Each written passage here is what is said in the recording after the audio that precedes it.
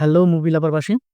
আশা করি সকলেই ভালো আছেন। ভালো থাকারই কথা। কারণ এবারের ঈদে যে ৪-৫ টি সিনেমা বের হয়েছে, প্রত্যেকটা সিনেমাই খুব চমৎকার ছিল আমাদের বাংলাদেশের বর্তমান প্রেক্ষাপট অনুযায়ী।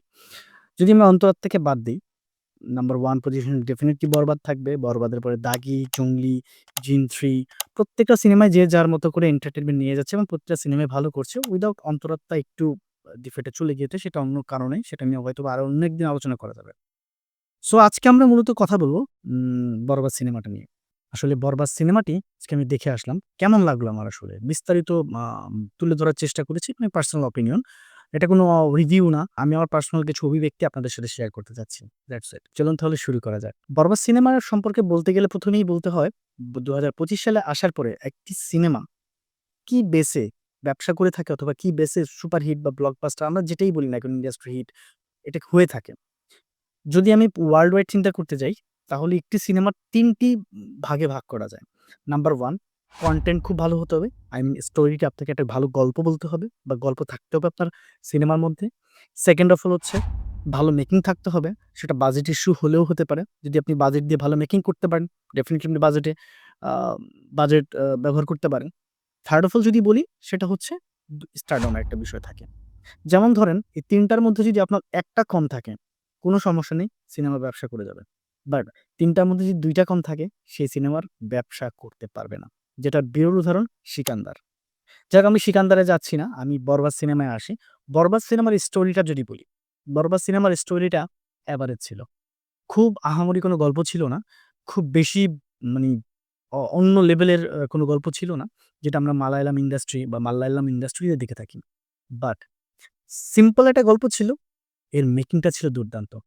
সিম্পল একটা গল্প ছিল যেটাকে খুব চমৎকারভাবে রোলার কোস্টার এর মতো শুরু থেকে শেষ পর্যন্ত আপনাকে একটা টুইস্ট এর ভেতরে বা একটা জার্নি এর মধ্যে রাখবে যে কি হবে? এর পরের সিনটায় কি হতে যাচ্ছে?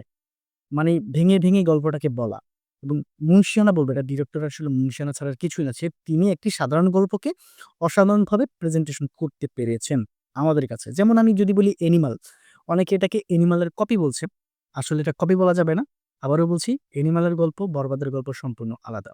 'অ্যানিমাল' থেকে ইন্সপায়ার এবং যেকোনো সিনেমা ইন্সপায়ার্ড হতেই পারে। আমরা 'কেজিএফ' এ দেখতে পেরেছি 'কেজিএফ' এর সঞ্জয় দত্ত যিনি ছিলেন, তার যেই লুকটা ছিল সেটাও কিন্তু একটা হলিউড মুভির আ কপি ছিল।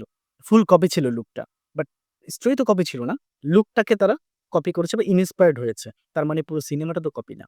যাই হোক, অ্যানিমাল এর মতো করেই হচ্ছে মেকিং করার চেষ্টা করা হয়েছে এবং মেহেদী হাসান হৃদয় শুরু থেকেই একটা কথা বলে যাচ্ছিল যে, "মূলত আমার সিনেমাটা অ্যানিমেল বা কেজিএফ এর একটা ইন্সপায়ার্ড, নট কপি।" ঠিক আছে? সো আমরা এটা কপি বলে অনেকেই চালিয়ে দিচ্ছি, যেটা মোটেও ঠিক হচ্ছে না। আসলে এটা কোনো কপি গল্প নয়। এটা চমৎকার একটি মেকিং বলব আমি। একটি সাধারণ গল্পকে মেকিং এর মাধ্যমে দুর্দান্তভাবে ফুটিয়ে তোলা। গল্পকে আমি যদি রেটিং দেই আ আউট অফ 10 এর মধ্যে আমি দিব হচ্ছে 5 বা 6 আসলে 5 এর উপরে যায় না। এটা সিম্পল সাধারণ এভারেজ গল্প। সেকেন্ড অফ অল যদি বলি এর মেকিংটা ছিল টপ নচ লেভেলের আসলেই।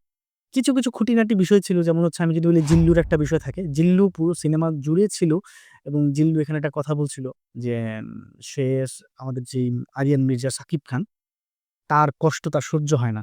কিন্তু শেষ ফিনিশিং এ যখন ফাঁসির দড়িতে উঠবে সেই সময় জিল্লুর ক্যারেক্টারটা আমি খুব মিস করেছিলাম। ফাইনাল মোমেন্ট এ আমি ভেবেছিলাম যে জিল্লুর ১ মিনিট বা ২ মিনিটের কোনো কথা বা শেষ বিদায়ের কিছু একটা থাকবে। বাট আনফরচুনেটলি সেটা পাই নাই। আমি খুব এক্সপেক্ট করেছিলাম পার্সোনালি সেখানে একটু কাজ করা যেতে পারত। আর এছাড়া মোটামুটি সবই ঠিক ছিল। আর মেকিং এর ক্ষেত্রে আরেকটু বলতে হয় যেটা হচ্ছে জজ মানে আমাদের যেই জজ কোর্ট ছিল, জজ কোর্টটা আসলে আমি যদি সিনেমাটা বলি মানে প্রতিটা কর্নারে মানে বলব এভাবে প্রতিটা ফ্রেমে মনে হচ্ছে টাকা দিয়ে লাগানো একটি সিনেমা। মানে এতটা ভালো বাজেটে বা এতটা ভালো দেখতে লাগছিল। দুর্দান্ত লেভেলের মেকিং ছিল। বাট ওইখানটায় আসলে আমার কেন যেন মনে হলো যে আদালতটা আরেকটু চমৎকার হতে পারত। আই থিংক আরেকটু বেটার বা আরেকটু প্রিমিয়াম লেভেলের ভাইব দিতে পারত। ওই জায়গাটা একটু মিসিং ছিল। এছাড়া আর টুকটাক খুঁটিনাটি বিষয় ছিল যেগুলো না ধরার মতোই। বাট যে দুটা চোখে লাগে এটা আসলেই মানে চোখে লাগার মতোই। থার্ড অফ অল বলব স্টারডম না out of 10 of 10 because Shakib খানের উপরে কেউই নেই। ৩ টা জিনিস বললাম যার মধ্যে একটা হচ্ছে সাকিব খানের দখলেই স্টারডম সেখানে কোনো কথা হবে না বস। উনি নাম্বার 1 মেগাস্টার। এটা নিয়ে আসলে কোনো কথা বলার কিছুই নেই এবং দিনে তার যে ডেভেলপমেন্ট, তার ফিটনেস, তার অভিনয়, তার অ্যাক্টিং মানে A to Z তিনি নিজেকে যে ভেঙে চুরে ঘুরছেন, তার script choice A to Z খুব ভালো। মানে ভালো পরিচালক, ভালো আপনার প্রযোজক মানে ওভারঅল যদি বলতে চাই বেটার কিছু তিনি করছেন। সো আউট অফ 10 তাকে দেওয়াই যায়। দেন হচ্ছে আ মেকিং এ তো অবশ্যই ডেফিনিটলি মেহেদী হাসান হৃদয় ডেফিনিটলি খুব ভালো করেছেন। আর থার্ড অফ অল ছিল গল্পটা একটু আরেকটু সাজানো যেত, আরেকটু ঘষা-মাজা করা যেত। যেটা হয়তোবা আরো মজাদার কিছু আরো বেশি টেইনমেন্ট হতে পারতাম হয়তোবা। বাট আমি বলছি না সিনেমাটি খারাপ। এটা একটা international type of cinema, globally ব্যবসা করার মতো সিনেমা। বাট গল্পটা আরেকটু বেটার আশা করেছিলাম। বাট আমি হতাশ নই। আমি চমৎকার একটি এক্সপেরিয়েন্স নিয়ে ফিরেছি। ভালো একটি মেকিং ছিল, ভালো একটি কনটেন্ট ছিল, দেখার মতো কনটেন্ট ছিল। আর রইল বাকি একটা কথা ছিল ভায়োলেন্স এর বিষয়গুলো। ভায়োলেন্সটা আসলে ওই লেভেলের মানে বাংলাদেশের প্রেক্ষাপটে একটা বেস্ট ভায়োলেন্স ছিল। বাট আমরা যদি মার্কোর কথা চিন্তা করি, মার্কো দেখার পরে অ্যাকচুয়ালি আসলে এই লেভেলের ভায়োলেন্স আমি আ দেখি নাই। বাংলাদেশের সেন্সর বোর্ড কেন যে সিনেমাটা আটকাতে চেয়েছিল আমি বোধগম্য না। হয়তো তারা এরকম সিনেমা দেখে অভ্যস্ত নয়। কারণ প্রত্যেকেই তো আসলে প্রবীণ।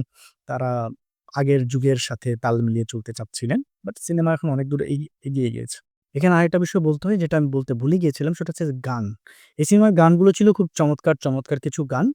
২-১ টা গান হয়তোবা অতটা ভালো লাগেনি। স্পেশালি 'মায়াবী' গানটা আমার হৃদয়ে টাচ করতে পারেনি। বাট 'দ্বিধা' গানটি দেখতে খুব ভালো লাগছিল এবং চমৎকারভাবে এটাকে চিত্রায়ন করা হয়েছে। উম আমরা যেভাবে গানটা শুনতে পাই YouTube এ, বাট সিনেমাতে দেখার এক্সপেরিয়েন্সটা অন্য লেভেলের ছিল। মাঝে গানের কিছু মিউজিকটা ছিল মানে ওভারঅল খুব চমৎকার ছিল। আর ক্লাইম্যাক্স এর কথা নাই বলি। সেটা আপনারা সিনেমা হলে গিয়ে দেখবেন। আর সবচাইতে মনে হয় আকর্ষণীয় ছিল হচ্ছে বিরতিটা।